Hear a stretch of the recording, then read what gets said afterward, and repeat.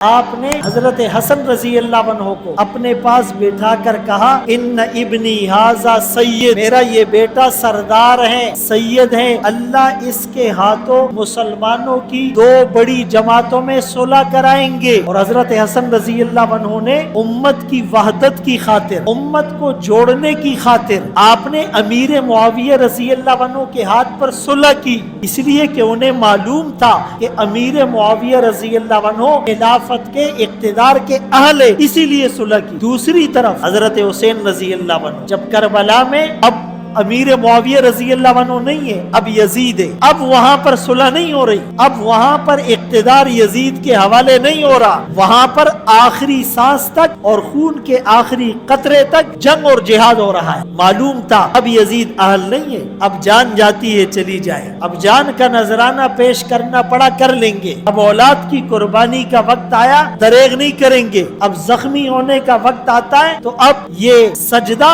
یہ خون کی حالت میں ہی ہوگا۔